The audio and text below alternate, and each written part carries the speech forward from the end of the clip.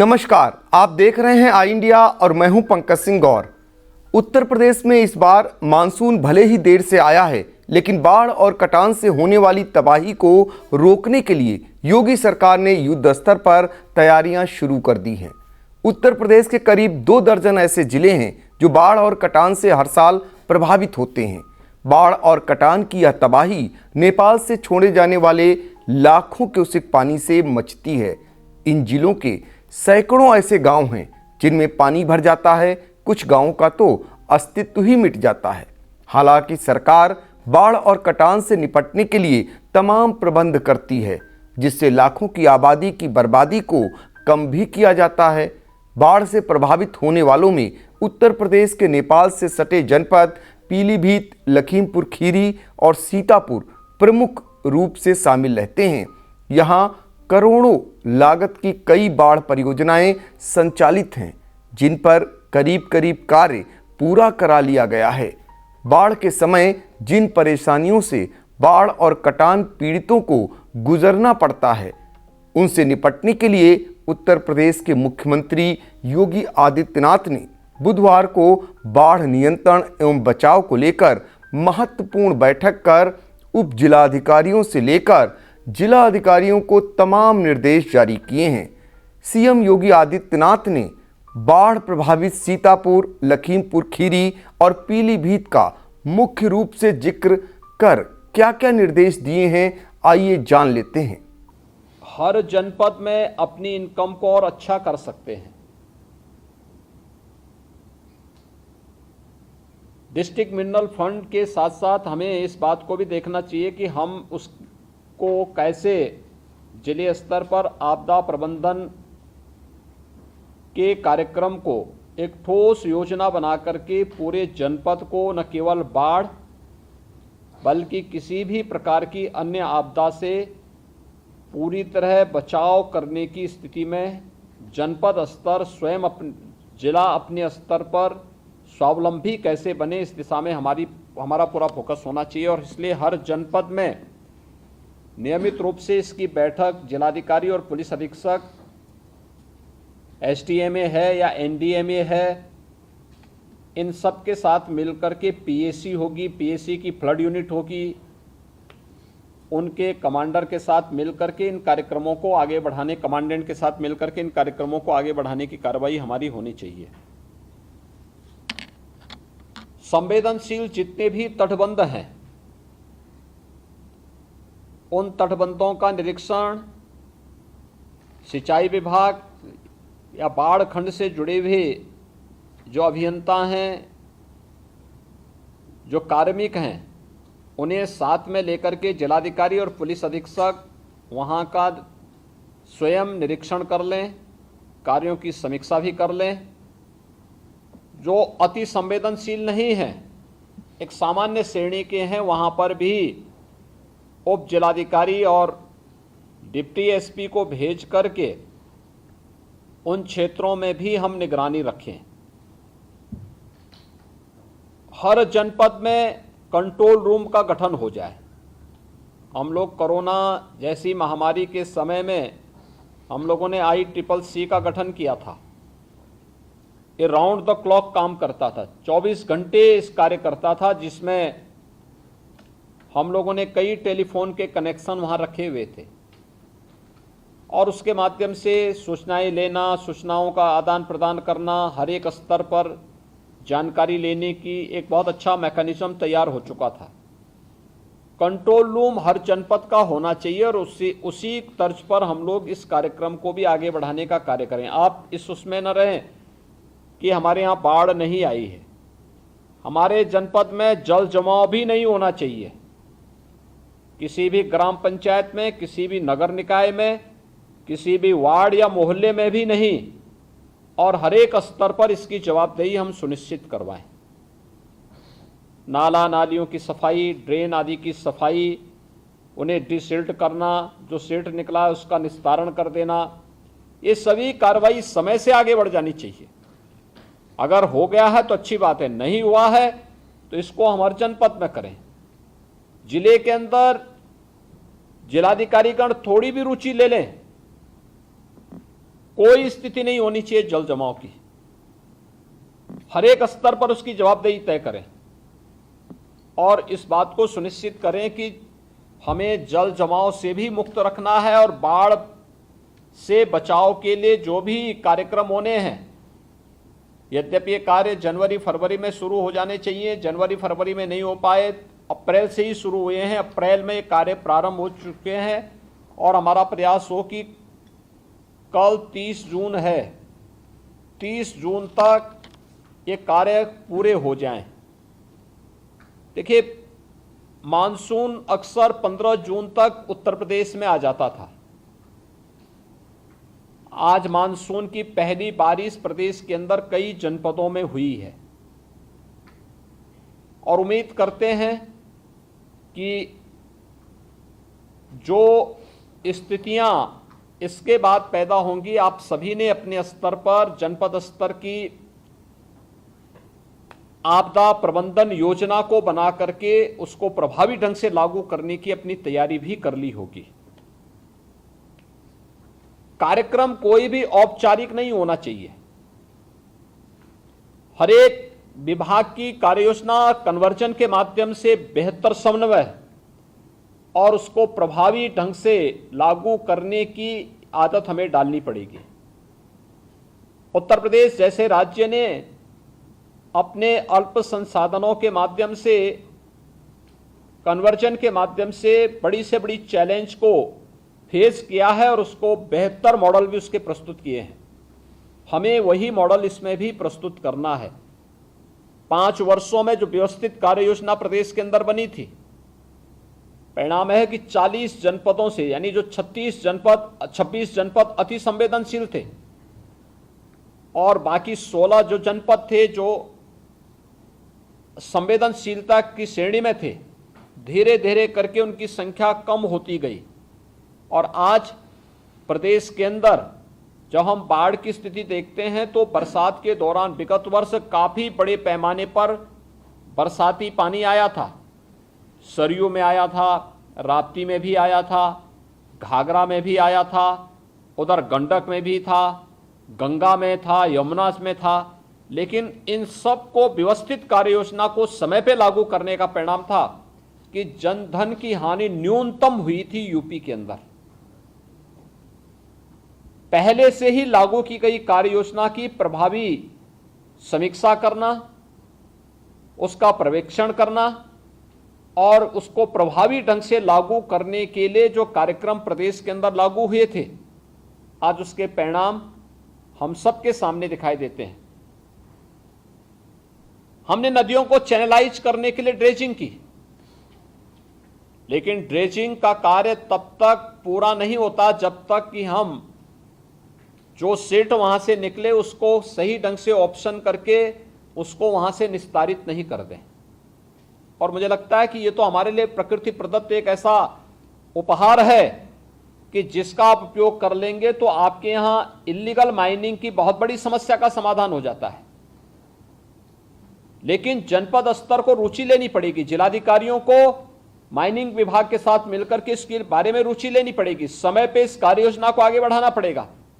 अगर सिर्फ वहीं पड़ी रहेगी फिर वह नदी के ही उसमें चला जाएगा और उसी के पेट में जाएगा तो फिर नदी फैलेगी और जब फैलेगी तो उसके बाद समस्या खड़ी होनी है। बाढ़ तभी पैदा होता है, बाढ़ की समस्या तभी खड़ी होती है जब ये हम व्यवस्थित रूप से जो चैनलाइज के कार्यक्रम को हम सही ढंग से उसको लागू करने में जहां भी विफल है वहां पे इस प्रकार की स्थिति पैदा हो रही है।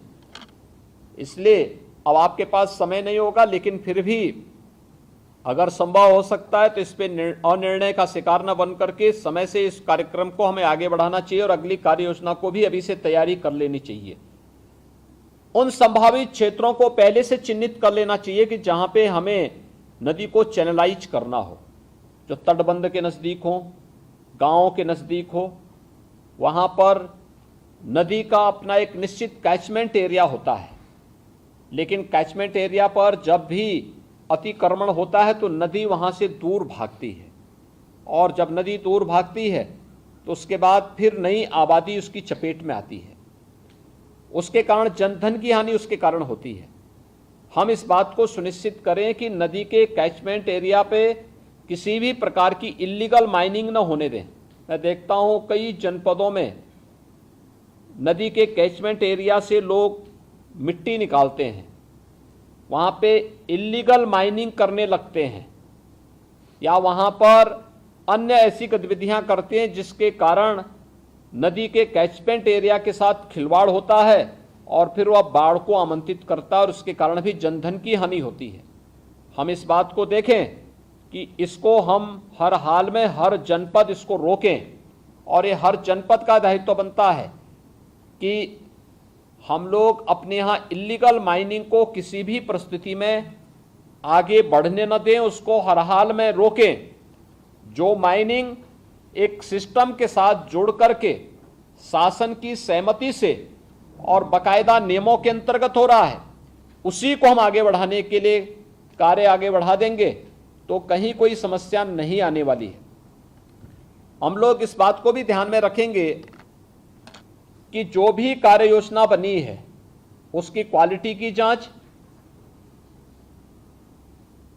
तटबंधों की संवेदनशीलता और अति संवेदनशीलता और संवेदनशीलता को ध्यान में रख करके जो कार्य योजना बनाई गई है। सिंचाई विभाग ने पिछले 5 वर्ष के अंदर बेहतर तकनीक को अपना करके बाढ़ बचाव के कार्यक्रमों को आगे बढ़ाने का कार्य किया है, बाढ़ निरोधक उपायों को प्रभावी ढंग से लागू करने का काम किया है।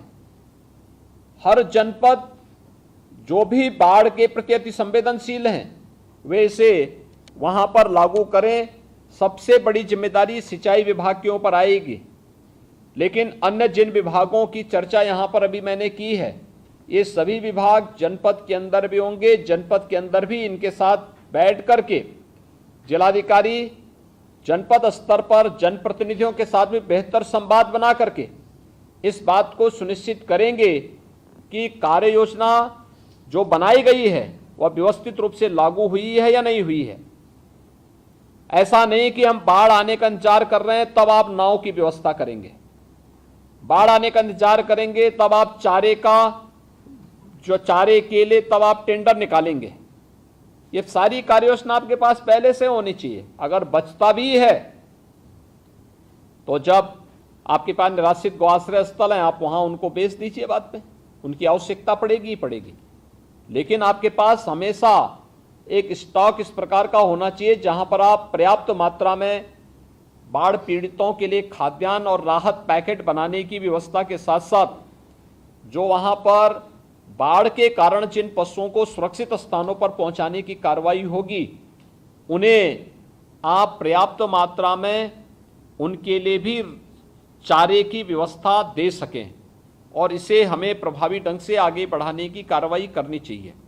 आधुनिक तकनीक का उपयोग करना चाहिए और हमारा प्रयास होना चाहिए कि बाढ़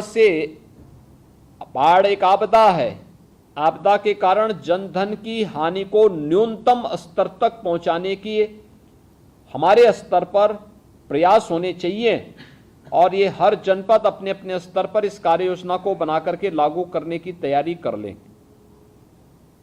बाद में इसमें शिकायत नहीं आनी चाहिए। शासन के स्पष्ट निर्देश के बावजूद हम इंतजार करते रहते हैं कि जब शासन से कोई कहेगा तो हम राहत पैकेट बांटेंगे। मुझे लगता है कि अगर बाढ़ आ गई है, गांव मेरुंड हो चुका है, तो हमारा प्रयास होना चाहिए कि पीड़ितों का हम भोजन के पैकेट उपलब्ध करवा दें।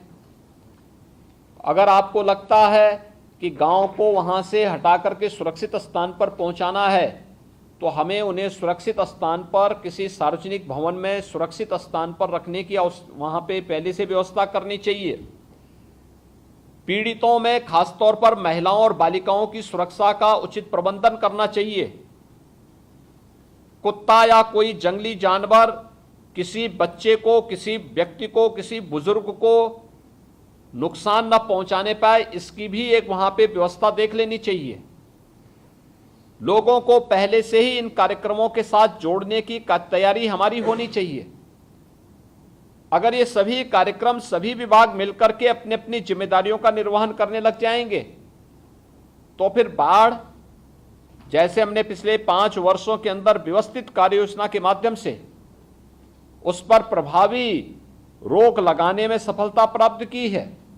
ऐसे ही हम लोग इस वर्ष भी बाढ़ जैसी आपदा को प्रभावी ढंग से रोकने में हमें मदद मिल सकती है। ड्रेजिंग की जो कार्रवाई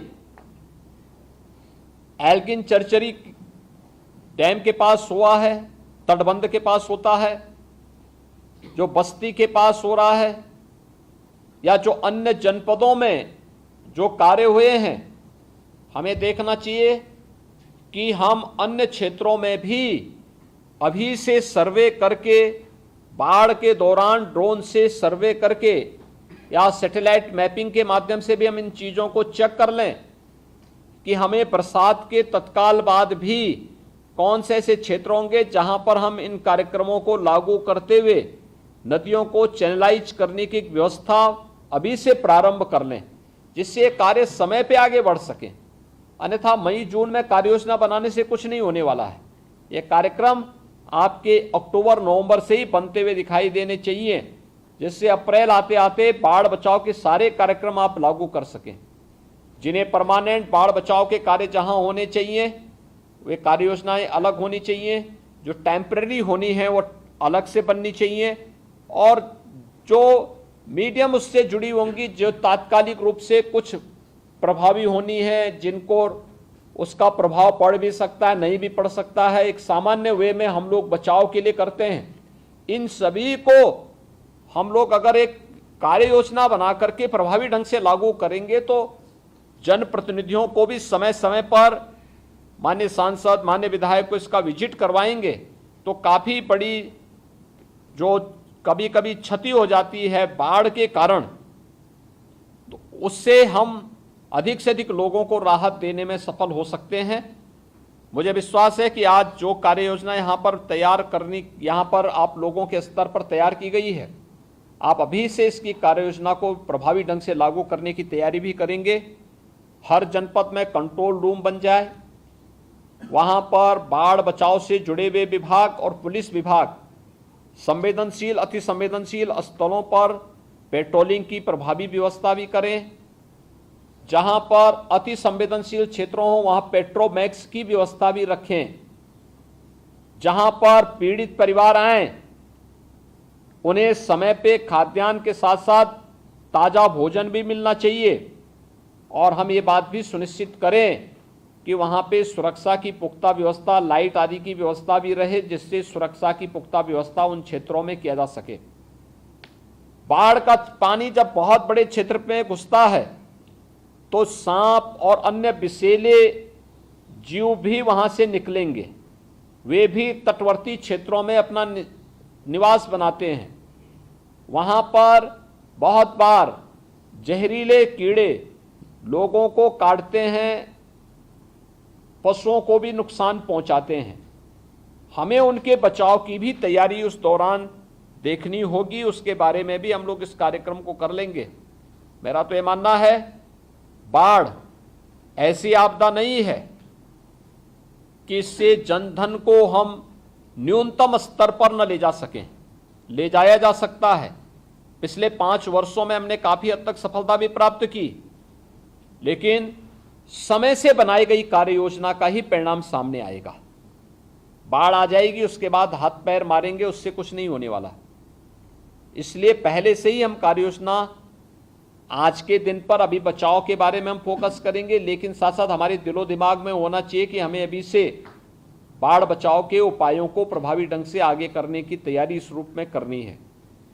और ये चीज़ें अगर आप व्यवस्थित रूप से आगे बढ़ा लेंगे तो मुझे लगता है काफ़ी बड़े पैमाने पर कभी कभी जो जनधन की हानि होती है इसको नियंत्रित करने में हमें सफलता प्राप्त होगी।